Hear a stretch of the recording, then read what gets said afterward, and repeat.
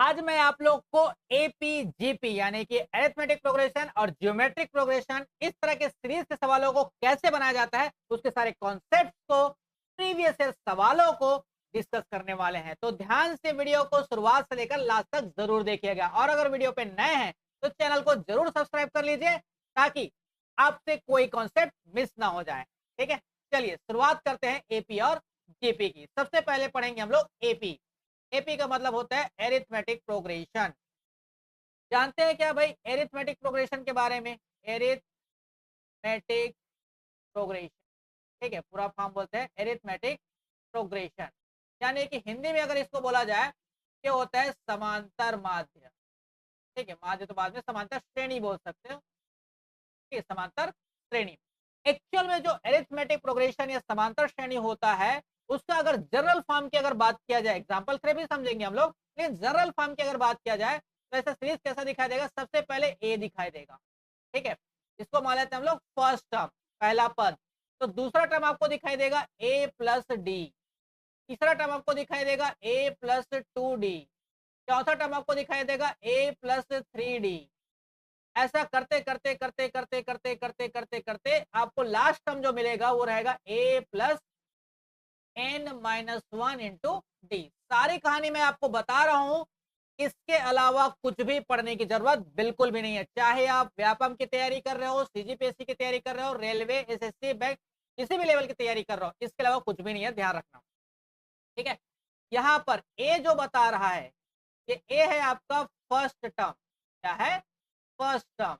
हिंदी में बोला जाएगा प्रथम पद। दोनों लैंग्वेज में बताऊंगा, प्रथम पद।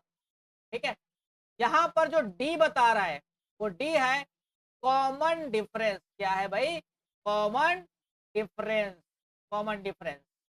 ठीक है, इसको अगर हिंदी में बात किया जाए तो इसको बोलते हैं सर्वानुपात। क्या बोलते हैं? सर्वानुपात, सॉरी सर्वानुपात बोल दिया, सर्वांतर। क्या बोलेंगे? सर्वांतर। सर्वानुपात तो वहां से बोलते हैं सर्वांतर, मतलब जिसका अंतर क्या हो? समान हो, सर्वांतर। इस सर्वांतर का मतलब हम लोग निकालते कैसे हैं? इसमें निकालने का तरीका है सेकंड टर्म में से माइनस कर देंगे फर्स्ट टर्म को। ठीक है, मतलब दूसरे पद को पहले प्लस से माइनस कर देंगे, ये मिल जाता है क्या? डिफरेंस, यानी कि common difference. Common difference same ही रहता है। अगर ध्यान से आप देखोगे तो देखो फर्स्ट और सेकंड पद के बीच का डिफरेंस कितना है? डी है। सेकंड और थर्ड का डिफरेंस कितना है आपके पास? डी है। थर्ड और फोर्थ टर्म्स के बीच का डिफरेंस भी कितना आएगा? डी ही आएगा। ठीक, समझ में आया? मैं इसको आपको एग्जांपल के थ्रू बताता हूँ।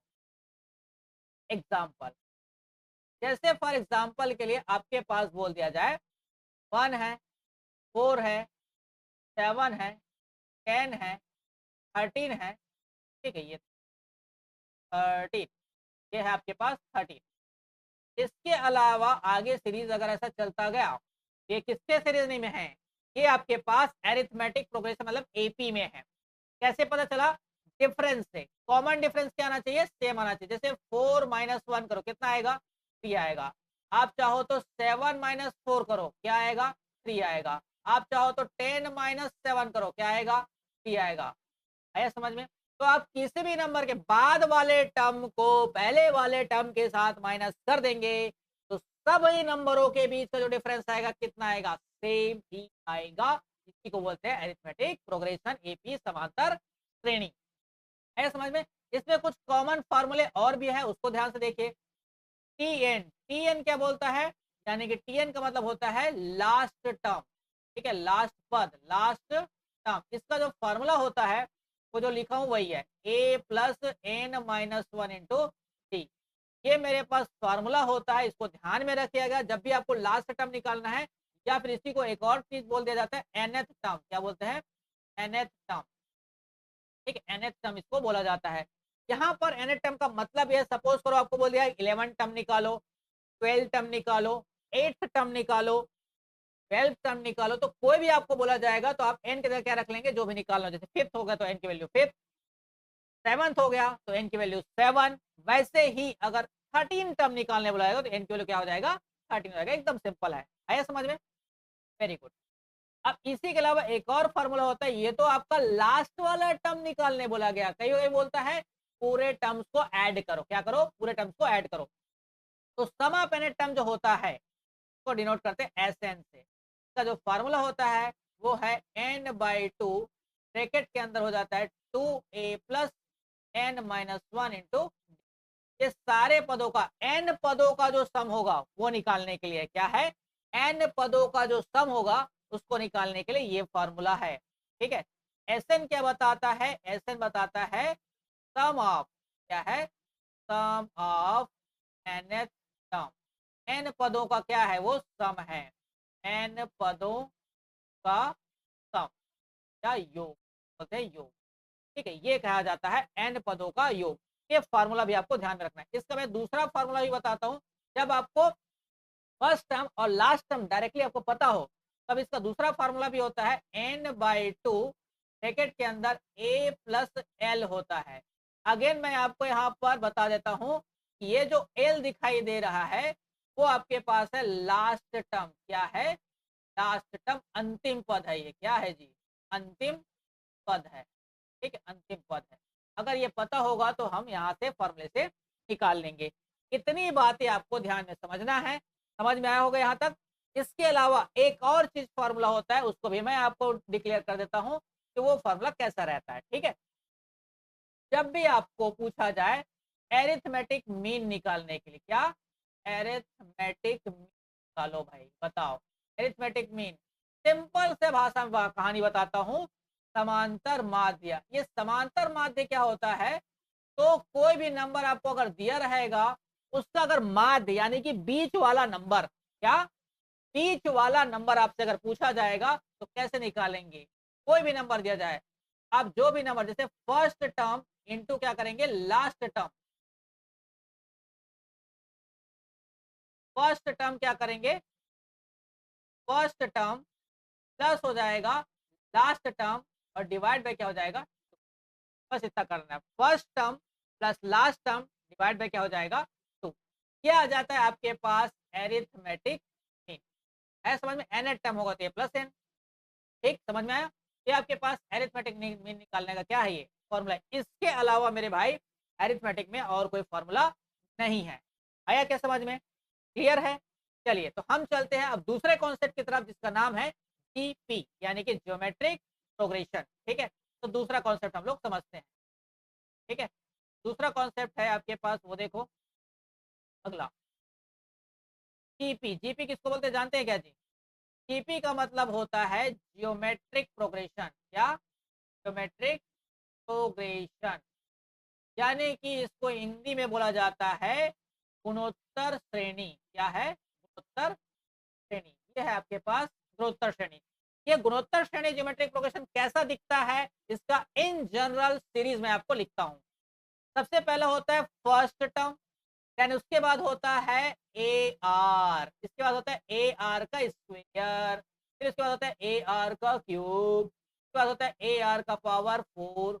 ऐसा करते करते करते करते करते करते कहां तक जाएगा, ए आर का पावर n-1, यहां तक वो पहुंच जाता है। आया समझ में। तो यहाँ पर जो ए बता रहा है सेम वैसे ही है जियोमेट्रिक प्रोग्रेशन जैसा हमने अरिथमेटिक में देखा था। ए बताता है आपका फर्स्ट टर्म, क्या बताएगा, फर्स्ट टर्म, प्रथम पद। ठीक है, प्रथम पद बताया।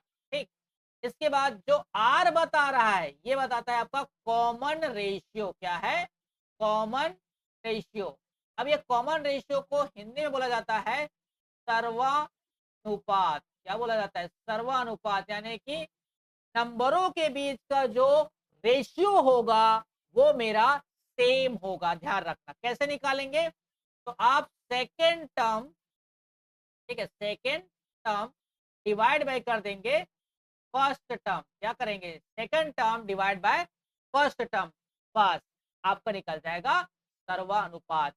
जैसे एक एग्जांपल के थ्रू आपको बताता हूं कि सपोज करो पहला नंबर 2 है, दूसरा नंबर 4 है, फिर आएगा 8 आ गया, फिर 16 आ गया, फिर 32 आ गया, फिर 64 आ गया, फिर 128 आ गया। ये जो सीरीज चल रहा है, चलता रहा है, चलता रहा है, चलता रहा है, इस सीरीज को बोलते हैं ज्योमेट्रिक प्रोग्रेशन। ठीक है, अब इसमें आप अगर देखा जाए तो फर्स्ट टर्म क्या है, फर्स्ट टर्म तो समझ में आ गया क्या है जी, वो 2 है। अगर मुझे कॉमन रेशियो निकालना है तो क्या करना पड़ेगा, बाद वाले नंबर को पहले वाले नंबर के साथ रेशियो निकालेंगे। तो आप देखो कितना आया, 2 आया।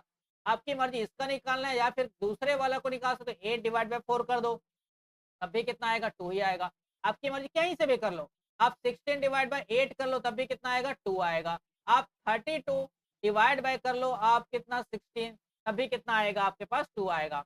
तो बाद वाले टर्म को पहले वाले पद के साथ अगर डिवाइड कर दिया जाए, रेशियो निकाल लिया जाए, तो क्या आएगा, सेम रेशियो मिलेगा। इसको बोलते हैं जियोमेट्रिक प्रोग्रेशन। है समझ में। जो अरिथमेटिक प्रोग्रेशन था वो था कॉमन डिफरेंस, और ये क्या है, कॉमन रेशियो। ठीक है, समझ में आया। कुछ फॉर्मूले और है, उसको भी ध्यान देना। जैसे यहां पर भी अगर आपको nth टर्म निकालना है, tn, ठीक है, nth टर्म निकालना है तो फॉर्मूला क्या है, ये जो लिखा हुआ है लास्ट वही है, a r का पावर क्या हो जाएगा, n-1। ये फॉर्मूला आपको ध्यान में रखना, nth टर्म निकालने के लिए, वो कोई भी टर्म निकालने के लिए बोल सकता है। साथ ही आपको ध्यान में रखना है क्या, nth टर्म का सम निकालना है, सम ऑफ nth टर्म, सेम वैसे ही वहां के लिए जैसे यहाँ के था। ठीक है, तो यहाँ पे भी आपको इसका फॉर्मूला ध्यान में रखना है। उसका फॉर्मूला होता है a इंटू आर की power n-1 divide bye r-1। ये मेरा फॉर्मूला होता है, इसको ध्यान में रखना।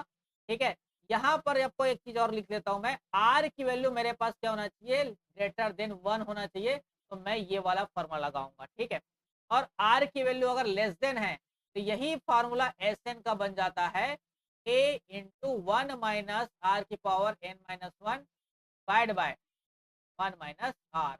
ये कब आएगा तो यूज करना है, तो r की वैल्यू अगर मेरा लेस देन 1 है तो इस फॉर्मूले का इस्तेमाल करेंगे। यहां तक समझे क्या, मेरे ख्याल से आपको समझ में आ गया होगा। ठीक है, अब इसमें भी आपके पास पूछा जाता है जियोमेट्रिक मीन का फॉर्मूला बताओ क्या होगा, जियोमेट्रिक मीन। ठीक है, जियोमेट्रिक मीन का मतलब बीच वाला नंबर। ठीक है, इसको बोलते हैं गुणोत्तर माध्य। क्या है, गुणोत्तर माध्य। गुणोत्तर माध्य का जो फॉर्मूला होता है, क्योंकि ये जो चैप्टर है ना, एक्चुअल में एडवांस मैथ्स का पार्ट है, इसलिए यहाँ पर फॉर्मूले ज्यादा, अर्थमेटिक का होता तो उसमें फॉर्मूले नहीं दिखता है। ठीक है, चलिए देखिए, ज्योमेट्रिक में जब कभी भी आप निकालोगे तो ध्यान से समझिए कैसे निकालेंगे। आपका रहेगा फर्स्ट टर्म इनटू कर देंगे लास्ट टर्म, और इसका ले लेंगे अंडर रूट, बस। इसके अलावा कोई भी चीजें ध्यान रखने की जरूरत नहीं है। क्या लिखेंगे, फर्स्ट टर्म, देखो अब ये एल जो बता रहा है वो एल क्या है, का ध्यान में रखना, क्या है, लास्ट टर्म। जो भी टर्म रहेगा लास्ट टर्म अंतिम पद है। ठीक है, एल क्या है, अंतिम पद। बस, इसके अलावा ज्योमेट्रिक प्रोग्रेशन में समझने के लिए, कॉन्सेप्ट में समझने के लिए और कुछ भी नहीं है। बस इतना चीजें आप ध्यान रखोगे, आपके सवाल कहीं नहीं जाने वाले। 10-10 सेकंड में सवाल ऐसे उड़ उड़ के आएगा। समझ में आया। ठीक है, तो कॉन्सेप्ट मैंने बिल्कुल आपको आराम से समझाया है, समझ में आ गया होगा। ठीक है, अब हम लोग चलते हैं सवालों की तरफ। ठीक है, कोई भी दिक्कत आता है, कहीं पर भी कोई समस्या होता है तो आप कमेंट में बोल सकते हैं, या फिर कोई नया टॉपिक अगर आपको चाहिए होता है तो अपने हिसाब से टॉपिक डिमांड भी कर सकते हैं, मैं उस पर भी वीडियो बनाऊंगा। ठीक है, चलिए हम लोग चलते हैं सवालों की तरफ। सवाल कैसे बनेगा, ठीक है। सवाल है पहला, बोला गया है 7, 12, 17, 22 का 20th टर्म निकालो, यानी कि 20वां पद निकालो। क्या निकालेंगे, तो सबसे पहले क्या निकालेंगे, यहाँ पर कि इसका कॉमन रेशियो सेम है या कॉमन डिफरेंस सेम है। तो यहाँ पर देखने पर पता चला डिफरेंस सेम है। देखो 7 और 12 का जो डिफरेंस आएगा वो कितने का आएगा, 5 आएगा। 12 और 17 का डिफरेंस कितना आएगा, 5 ही आएगा। आगे भी देखो कितने का आ रहा है, 5 ही आ रहा है। तो किसकी वैल्यू हो गया, मेरा टी की वैल्यू, जो कि कॉमन डिफरेंस है। ठीक, 30वां पद निकालना है, मतलब कि टी एन का फॉर्मूला आपके पास पता होगा, क्या निकाले थे हम लोग, a plus n minus 1 into t. हमको 20वां पद निकालना है तो T20 की वैल्यू निकालना है। पहला पद क्या निकला मेरा, 7 प्लस एन की जगह मैं 20 रखूँ तो कितना हो जाएगा, 19 मल्टीप्लाइड बाई डी की वैल्यू कितना है, 5। बस मल्टीप्लाई कर देंगे, 19 पंचे कितना हो जाएगा, 95, और प्लस कितना हो जाएगा, 7। तो 95 प्लस 7 कितना हो जाएगा, 102। 102 इस सवाल का करेक्ट आंसर है, ऑप्शन नंबर सी। उड़ के सवाल का आंसर आएगा। चलते हैं हम लोग अगले सवाल की तरफ। नेक्स्ट क्वेश्चन है आपके पास, नेक्स्ट क्वेश्चन है ये रहा। ये है आपके पास ज्योमेट्रिक प्रोग्रेशन का क्यू कैसे पता चल गया भाई। कॉमन रेशियो देखो, देखो 32 और 16 को अगर डिवाइड करें कितना आएगा, 16 दूने 32। आप 64 को 32 से डिवाइड करो कितना आएगा, 2। यानी कि आपको आर की वैल्यू मिल गई, कितना है भाई, 2 है। आपको निकालना है 11वां पद निकालना है। बताओ 11वां पद कैसे निकालेंगे। तो टी एन के फॉर्मूला मैंने आपको बताया था, ए आर का पावर एन माइनस 1। ठीक, ए की वैल्यू कितना है, फर्स्ट टर्म कितना है 16, आर की वैल्यू अभी निकाले 2, 2 का पावर क्या है एन माइनस 1। कौन सा पद निकालना है हमको, टी 11 पद निकालना है, 11। आर का पावर क्या हो जाएगा 11 माइनस 1 यानी कि 10 हो जाएगा। समझ में आया। अब बताओ 2 का पावर 10 कितना होता है जी, 2 का पावर 10 कितना हो जाएगा, आइडिया है कि नहीं है, नहीं है तो हमेशा ध्यान में रखना, मैं आपको बता देता हूँ। 2 का पावर सारा चीज ध्यान में रखना, 2 का पावर 10 होता है आपके पास 1024। ठीक है, तो 16 इंटू हो जाएगा 1024। यहाँ पर यूनिट सब में अलग सेम सेम है, दिखाई दे रहा है 4 4 4 4, तो हम उसको 16 से मल्टीप्लाई कर देते हैं। ये हो जाएगा आपके पास 16 चौक 64, 4 कैरी हो जाएगा 6, 16 दुने 32, 32 और 6 कितना हो जाएगा आपके पास 38 हो जाएगा 8, 38 और 16 एकम। ये मेरे सवाल का आंसर हो जाएगा ऑप्शन नंबर बी। ठीक है, 16 384 ऑप्शन नंबर बी इस सवाल का करेक्ट आंसर हो जाएगा। सरल है सवाल, मैंने बताया था कॉन्सेप्ट समझोगे ना सवाल उड़ाओगे, उड़ उड़ के सवाल बनेगा, समझ में आया, और उड़ उड़ के सिलेक्शन होगा आपका। ठीक है, हमसे पढ़ रहे हो तो कोई दिक्कत आपको नहीं होगा। अगले सवाल पे चलते हैं 6 नंबर।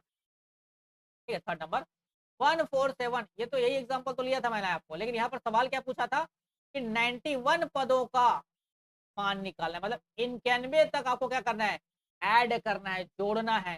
सबसे पहले तो मेरे भाई मुझे पता है कि एसएन का फॉर्मूला क्या होता है, एन पदों का सम, क्योंकि कॉमन देखो डिफरेंस ही सेम है। यहाँ पर यहाँ 3 का है, यहाँ भी कितने का है 3 का है, यहाँ भी कितने का है 3 का है, तो डिफरेंस तो यही है।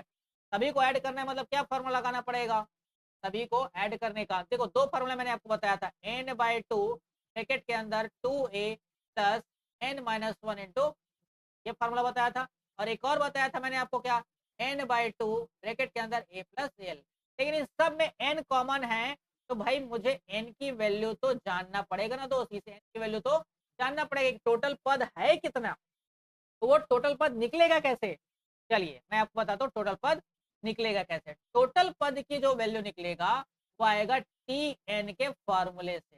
टी एन का फॉर्मूला पता है आपको, a plus n minus 1 into t. अब देखो टी एन क्या होता है, एन टर्म, तो लास्ट पद तो मुझे दिया गया ना कितना है 91, तो इसकी वैल्यू लग दूंगा मैं 91 इक्वल टू, ए की वैल्यू क्या आया है 1। ठीक, एन की वैल्यू तो मुझे निकालना है, और डी की वैल्यू कॉमन डिफरेंस कितना है 3 का है। ठीक है, ये 1 इधर आ जाएगा तो क्या हो जाएगा ये 90 हो जाएगा, इक्वल टू बचा क्या यहाँ पर एन माइनस 1 इंटू टी। देखो 3 से कट जाएगा कितने बार में, 30 बार में, और ये माइनस का 1 है, इधर आएगा तो क्या हो जाएगा प्लस का 1, तो एन की वैल्यू फाइनली क्या आएगा 31। तो टोटल नंबर ऑफ टर्म्स कितना आ गया 31। अब आप इस फॉर्मूले में पुट कर दो, एन की वैल्यू आ गया 31 डिवाइड बाय 2। फर्स्ट टर्म कितना था भाई 1 था, और लास्ट टर्म कितना था 91, 1 और 91 को ऐड कर दिया। ठीक है, ये हो गया टोटल कितना आ गया आपके पास 92 आ गया। ठीक, 2 से इसको काट देंगे, 2 से कितना बार में कटेगा जी, 2 चौक 8, ठीक है, और 2 छके 12।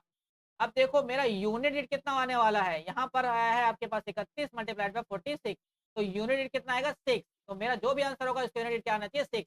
ऑप्शन में से एक ही है जिसका 6 है, ऑप्शन नंबर ए इस सवाल का करेक्ट आंसर हो जाएगा। CSPHCL 2019 का सवाल है, इलेक्ट्रिक डिपार्टमेंट का सवाल आया हुआ है। ठीक है, समझ में आया। चलिए चलते हम लोग अगले सवाल की तरफ, अगले सवाल में चलते हैं। अगला सवाल है आपके सामने ये रहा। हाँ, अब थोड़ा सा एडवांस वर्जन कैसे आएगा ये पूछे, एसएससी सीजीएल 2019 सॉरी 2024 का सवाल है। ठीक है, देखो कैसे पूछा गया था, कोई भी आपके पास एपी में जो सीरीज होगा उसका 4th टर्म दिया गया है और 15th टर्म दिया गया है, आपको निकालना है 10th टर्म क्या होगा, कैसे निकालेंगे। देखो 4 टर्म का फॉर्मूला क्या हो जाएगा, आपको बताया ना टी एन का फॉर्मूला बताया था a plus n minus 1 into d. इस हिसाब से T4 का टर्म कितना हो जाएगा, T4 की वैल्यू आपको दिया गया 15, तो n की वैल्यू क्या रख देंगे 15, हो जाएगा ए प्लस 14d आएगा। इसके बाद आपको दिया गया, सॉरी 4 है ना, सॉरी 4 दिया गया है जी, ये 4 है, तो हम 4d नहीं होगा, ये कितना हो जाएगा 3d आएगा। एक कम हो जाएगा, 4 में से एक कम करेंगे कितना हो जाएगा 3d हो जाएगा। ठीक, अब अगला टर्म है 15 टर्म, तो 15 टर्म की वैल्यू कितना माइनस का 29 इक्वल टू ए प्लस 15 रखेंगे कितना हो जाएगा 14d आएगा। यहाँ से मुझे क्या निकालना है मेरे भाई, देखो 10th टर्म निकालने के लिए मुझे फर्स्ट टर्म तो चाहिए ना, और n की वैल्यू तो मुझे पता है 10 रखना है, तो फर्स्ट टर्म मुझे चाहिए। तो फर्स्ट टर्म कैसे निकलेगा, यहाँ से फर्स्ट टर्म कैसे निकलेगा, तो सबसे पहले तो मुझे कॉमन डिफरेंस निकाल लेता हूँ। इन दोनों इक्वेशन को मुझे क्या करना पड़ेगा, माइनस करना पड़ेगा। आप बड़े वाले में ही छोटे को माइनस करेंगे, मतलब इस वाले में इसको माइनस करेंगे। यहाँ लग जाएगा माइनस, यहाँ लग जाएगा माइनस, यहाँ लग जाएगा माइनस, फिर ए और ए तो कैंसिल हो जाएगा। यहाँ आ जाएगा 14 में से 3 कम करेंगे तो जाएगा 11d। ठीक है, ये 29 और प्लस हो जाएगा 15 तो हो जाएगा 44 माइनस का 44। तो डी की वैल्यू आपके पास आता है माइनस का, ठीक है, डी की वैल्यू क्या आ गया माइनस का 3। अब जैसे ही मुझे डी की वैल्यू मिला, मैं किसी भी इक्वेशन में डी की वैल्यू रख के ए की वैल्यू निकाल लूंगा। जैसे फॉर एग्जांपल मैं इसी से निकाल लेता हूँ ए की वैल्यू, तो ये हो जाएगा ए और ये हो जाएगा प्लस, तो 3 इंटू कितना हो जाएगा माइनस का 3 इक्वल टू हो जाएगा 15। ठीक है, ए की वैल्यू कितना आ जाएगा 3 क्या हो जाएगा ये 9, और 15 और 9 को जोड़ देंगे तो कितना आ जाएगा ये 24 आएगा। ए की वैल्यू आ गया आपके पास 24 और डी की वैल्यू आ गया माइनस का 3। हम निकाल लेते हैं कौन सी वैल्यू, आपके पास 10th टर्म, तो टी 10 की जो वैल्यू आएगा वो होगा ए प्लस 9d। यहाँ से देखो क्या आंसर आ जाएगा, ए की वैल्यू मेरे पास है 24 24 और 9 इंटू डी की वैल्यू कितना आ जाएगा माइनस का 3। ठीक, यहाँ से देखो ये हो जाएगा 24 और माइनस होगा 9 दिया 27 जाएगा, पढ़े क्या जी, 27 में से 4 24 कम करेंगे कितना आ जाएगा माइनस का 3। ये माइनस का 3 कैसा रहा, ऑप्शन में तो एक भी नहीं दिखाई दे रहा है, एक बार चेक कर लेते हैं कुछ गलती तो नहीं की है। सॉरी 11 चौक 44 होगा, कैलकुलेशन थोड़ा सा मिस्टेक हो गया है, थोड़ा सुधार लेते हैं। ये 3 कहाँ से हो जाएगा, 11 चौक 44 हो जाएगा। ठीक है, थोड़ा सा सुधार लेंगे, 11 चौक 44 डी किलो कितना आएगा 4 आ जाएगा। उस हिसाब से आपके पास यहाँ पर हम लोग रख लेंगे 4। ठीक है, मैं थोड़ा सा काट लेता हूँ कैलकुलेशन के लिए माफी चाहेंगे। माइनस का 4, तो 4 से कितना हो जाएगा 12, 12 उधर जाके जब प्लस हो जाएगा प्लस का 12 हो जाएगा। यहाँ पर आप जब माइनस करोगे या प्लस करोगे तो 12 प्लस कितना हो जाएगा ये 15, तो 12 प्लस 15 हो जाएगा ये 27। ठीक, ये हो जाएगा 27, तो फर्स्ट टर्म आ गया 27, तो फर्स्ट टर्म की जगह हम क्या रखेंगे 27। ठीक है, थोड़ा सा चेंज कर लेंगे, माफी चाहूंगा मैं, कैलकुलेशन थोड़ा सा मिस्टेक है। ए की वैल्यू आपके पास आ गया 27 और प्लस कितना आ जाएगा 9, 9 इंटू कितना आ जाएगा आपके पास माइनस का 4। यहाँ से देखो 9 चौक 36 हो जाएगा और 27 में से 36 कम करेंगे तो माइनस का जाएगा 9, माइनस का 9 इस सवाल का करेक्ट आंसर है ऑप्शन नंबर डी। है समझ में, आई होप कि सवाल आपको समझ में आया होगा। ठीक है, आगे बढ़ते हैं हम लोग अगले सवाल की तरफ। अगला सवाल है आपके सामने ये रहा, नेक्स्ट क्वेश्चन। यहाँ देखिए अगला सवाल में हम देखेंगे, यहाँ पर भी लगभग सवाल तो वैसा ही है आपको, लेकिन थोड़ा सा चेंज क्या किया है, 30वां टर्म क्या होगा। ठीक है, सॉरी 30 नहीं, 30 जो है वो कौन सा टर्म होगा, मतलब एन टर्म कौन सा टर्म होगा ये आपको निकालना है। ये भी एसएससी सीजीएल 2023 का सवाल है, बहुत ही बेहतरीन सवाल है, ध्यान से देखिए। अगर मैं थर्ड टर्म का फॉर्मूला रखूं, थर्ड टर्म का फॉर्मूला कितना हो जाएगा जी, हो जाएगा 13 इक्वल टू कितना आ जाएगा ए प्लस 2d आएगा, और एपी में ही है ए प्लस कितना आ जाएगा 2d। वैसे आपका 13 टर्म कितना जाएगा, मैं ऊपर में लिख देता हूँ ताकि माइनस करने में आसानी हो, 47 इक्वल टू हो जाएगा ए प्लस 12d। यहाँ से मुझे डी की वैल्यू आ जाएगा, जैसे सेम टू सेम जैसे बनाया था पहले मुझे डी की वैल्यू चाहिए, या माइनस कर लेते हैं, माइनस हो जाएगा माइनस हो जाएगा माइनस हो जाएगा। ठीक है, तो 47 में से 13 हम क्या करेंगे माइनस करेंगे, तो 13 हम लोग माइनस करेंगे कितना हो जाएगा आपके पास 34। ठीक है, और इक्वल टू हो जाएगा आपके पास 10d।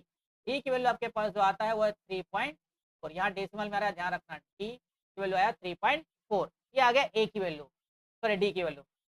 अब मैं क्या निकाल लूंगा, अब मैं निकाल लूंगा ए की वैल्यू कहीं से भी, चलो सपोज करो यहाँ से रख लेता हूँ, जाएगा 13 बट हो जाएगा ए और प्लस हो जाएगा 2 इंटू 3.4। यहाँ से मिल जाएगा मुझे ए की वैल्यू। देखो 2 से हम लोग इसको मल्टीप्लाई करेंगे, इधर आके हो जाएगा माइनस, जाएगा कितना 34 दूने 68 6 यहाँ से ए की वैल्यू कितना आ जाएगा आपके पास, ए की वैल्यू आपके पास आ जाएगा अच्छा है 6.2, यही आ रहा है क्या? 10 में 8 जाएगा तो बचेगा 2, कैरी 1, और 13 में से 7 जाएगा तो बचेगा 6। 6 पॉइंट कितना आ जाएगा 2। तो आपके पास ए की वैल्यू कितना आएगा 6.2। हमको निकालना है 30, यानी कि आपके पास टी एन की वैल्यू क्या होगा नहीं पता, लेकिन ए प्लस कितना है एन माइनस 1 इंटू टी। हमको ये टी एन टर्म हमको दिया गया कितना 30 है, एन की वैल्यू तो मुझे निकालना है, ए की वैल्यू कितना है 6.2 है, प्लस एन माइनस 1 और डी की वैल्यू कितना निकाले हुए 3.4। ये 6.2 इधर आके क्या हो जाएगा माइनस हो जाएगा, तो कितना बचेगा जी ये 6.2 को अगर इधर माइनस कर देंगे तो हमारे पास बचेगा कितना 23.8 बचेगा, इक्वल टू आपके पास एन माइनस 1 इंटू 3.4 है। ठीक है, अब देखो ये डेसिमल से ये डेसिमल तो खत्म हो जाएगा, तो कितने बार में कट रहा है ये देखिए, तो 34 से जब इसको काटोगे, या फिर 17 से भी हो सकता है ये कट रहा हो, ठीक है, लेकिन हम 34 से सीधा अगर उड़ाएंगे इसको, क्या जाएगा आपके पास कितना 6 बार में कट रहा है। देखो 6 चौक 6 चौक 24, 7 बार में कटेगा, 7 चौक 28, 7 बार में क्या हो जाएगा कैंसिल हो जाएगा सीधा 7 बार में। ठीक है, ये हो जाएगा एन माइनस 1, तो एन की वैल्यू कितना आ जाएगा 8, क्यों आ जाएगा माइनस 1 इधर आके क्या हो जाएगा प्लस 1 हो जाएगा, ये मेरे सवाल का आंसर जाएगा 8। एन की वैल्यू कितना आ जाएगा 8 टर्म, देखिए ऑप्शन नंबर डी इस सवाल का करेक्ट आंसर हो जाएगा। आई होप कि आपको ये सवाल भी आपको समझ में आया होगा। चलते हैं अगले सवाल की तरफ। नेक्स्ट सवाल है आपके सामने 6 नंबर, ये रहा, ये भी लगभग उसी टाइप का सवाल है। ठीक है, सीजीएल का ही सवाल चल रहा है 2022 का, सॉरी 2022 का। चलिए यहाँ पर भी टर्म्स निकालना है, नंबर ऑफ टर्म्स निकालना है। एपी का फर्स्ट पद दिया गया माइनस का 32, फर्स्ट पद कितना दिया गया माइनस का 32, और अंतिम पद दिया गया यहाँ पर 43। तो फर्स्ट है और लास्ट टर्म दिया गया है, और इसका जो योग दिया गया थोड़ा सा अलग है, तो इसका जो सम दिया गया वो कितना है 88 है। आप मुझे बताओ एसएन का फॉर्मूला क्या होता है, अभी बताए थे क्या होता है n/2 और ब्रैकेट के अंदर क्या हो जाएगा 2a प्लस n तो होता है। लेकिन अगर मुझे अंतिम पद पता हो तो मैं दूसरे वाला फॉर्मूला का भी इस्तेमाल कर सकता हूँ, n/2 ब्रैकेट के अंदर a प्लस n वाला फॉर्मूला।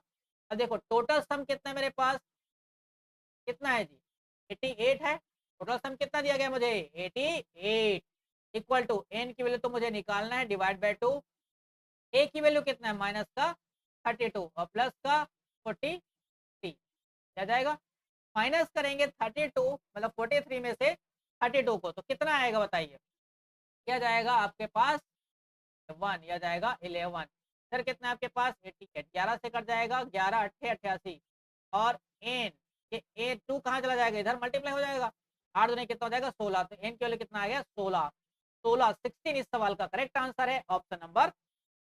ठीक, चलते हैं अगले सवाल की तरफ। अगला सवाल हमारे पास क्या है, अगला सवाल है आपके पास ये रहा।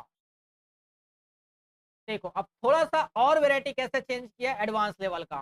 ठीक है, मैं आपको पहले से बता चुका हूं, तो एकदम एकदम बेसिक सवाल से उठाकर मॉडरेट मॉडरेट से हम बनाएंगे एडवांस लेवल के सवाल, कहीं भी फंसने नहीं दूंगा आपको, ध्यान से देखना।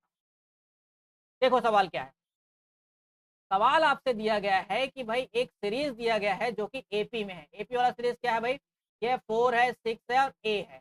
अब मेरे पास एक और सीरीज है जो कि क्या चल रहा है जीपी में चल रहा है। जीपी में कौन सा सीरीज चल रहा है, ये 4 है 6 है और पी है, हमको निकालना है इसकी वैल्यू। ठीक है, थोड़ा सा अलग है, ध्यान से देखिएगा। एपी में मुझे पता है कि भाई डिफरेंस जो आता है वो क्या आएगा सेम आएगा, तो भाई 4 और 6 का डिफरेंस कितना है 2 का है, अगला भी तो 2 का ही डिफरेंस आएगा, तो अगला 2 का डिफरेंस के हिसाब से 6 2 कितना हो जाएगा, ए की वैल्यू कितना हो जाएगा बताओ आप, 8 हो जाएगा कि नहीं हो जाएगा, होगा 8, क्योंकि 2 2 का डिफरेंस है, तो ए की वैल्यू तो मिल गया।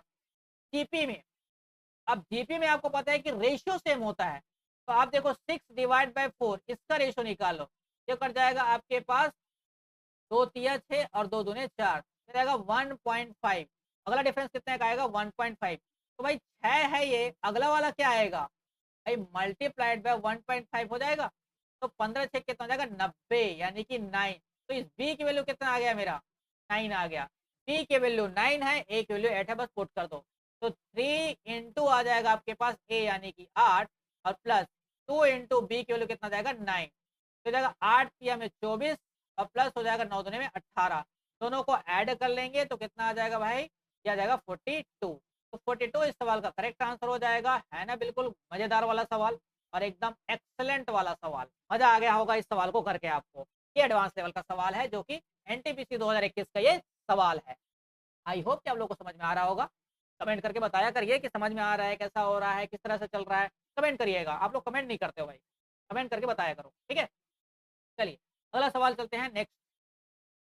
देखो लास्ट सवाल है, इस तरह के सवाल को कैसे बनाएंगे, ये थोड़ा और एडवांस लेवल का सवाल है जो कि आया है पटवारी 2022 का ये सवाल है, ठीक है।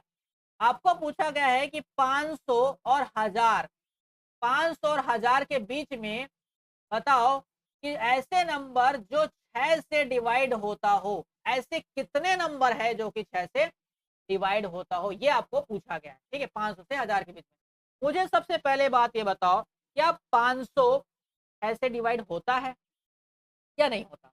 आप बोलोगे सर नहीं, है का डिविजुअल आपने ही बताया था, गुड। 2 और 3 से डिवाइड होने वाला, 2 से तो हो रहा है, 3 से नहीं हो रहा है, ठीक है।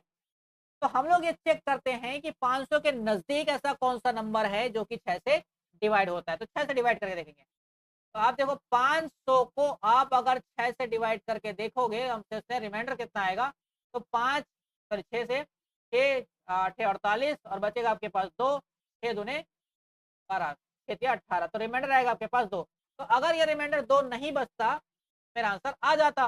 तो 2 में और किसकी कमी है 6 बनाने के लिए, 4 की कमी आ रहा है, तो 4 को हम ऐड कर देंगे 500 में, तो पहला टर्म आपको मिलेगा 504, जो कि ऐसे कंप्लीटली डिवाइड होगा। आप डिवाइड करके देख लो, 504 ही है एक ऐसा नंबर जो कि ऐसे डिवाइड होता है। 500 से 1000 के बीच में सबसे छोटा नंबर हमने पहले चेक किया। अब सबसे बड़ा नंबर लेके आएंगे 1000 के करीबन। 1000 को भी आप क्या करो, ऐसे डिवाइड करो और सोचो रिमाइंडर कितना आया होगा। तो 6 एकम 6 हो जाएगा, बचेगा आपके पास 4, 6 6 का 36 हो जाएगा, बचेगा 4, 6 6 का 36 हो जाएगा, बचेगा फिर से 4, तो रिमाइंडर आपके पास कितना बचा 4। तो क्यों ना मैं 1000 में ही माइनस का 4 कर दो तो मुझे नंबर मिल जाएगा, क्योंकि 1000 से छोटा वाला नंबर, ठीक है। 1000 के ऊपर तो मुझे जाना नहीं है और 500 के नीचे नहीं जाना है, इसलिए मैं 500 के आगे का देखा और 1000 के नीचे का देख रहा हूँ। तो 4 कम कर दो कितना आ जाएगा 996 आएगा। अब ये 6 से डिवाइड होने वाला 500 और 1000 के बीच में सबसे छोटा नंबर ये है, सबसे बड़ा नंबर ये है, ठीक। अब ये देखो, अब जो भी नंबर मुझे इसके बीच में मिलने वाला है वो 6 के डिफरेंस में मिलेगा कि नहीं मिलेगा बताओ। 6 के डिफरेंस, 6 का टेबल कैसे पढ़ते हैं, 6 के डिफरेंस में ही तो होता है। आपके पास देखो ये हो गया आपका एपी में सीरीज बन चुका है, इसका कॉमन डिफरेंस आया है मेरे पास 6 का डिफरेंस, जिससे मुझे फर्स्ट टर्म दिया है मुझे, और फर्स्ट टर्म कितना है 504 और लास्ट टर्म कितना है मेरा एल की वैल्यू 1099। बस कितना चीजें पता है तो मैं निकाल लूंगा आसानी से, ठीक है। तो अब देखो मैं टी एन का फॉर्मूला लगाता हूँ, ए प्लस एन माइनस 1 इंटू लगेगा। अब टी एन की वैल्यू कितना दिया 996 इक्वल टू ए की वैल्यू कितना आया मेरा 504 प्लस कितना हो जाएगा एन माइनस 1 इंटू कितना हो जाएगा डी यानी कि 6। अब देखो 996 में 504 हम लोग कम कर देंगे, तो 6 में से 4 देगा तो बचेगा 2 और ये बचेगा आपके पास 9 और ये बचेगा आपके पास 4, ठीक। इक्वल हो जाएगा एन माइनस 1 इंटू 6।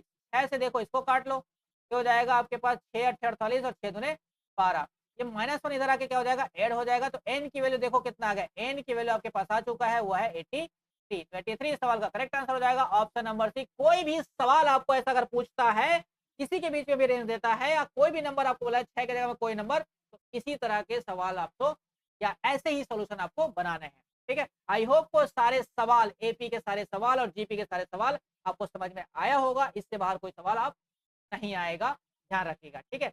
मिलते हैं हम लोग नेक्स्ट क्लास में एक नए कॉन्सेप्ट के साथ, ठीक है। Thank you.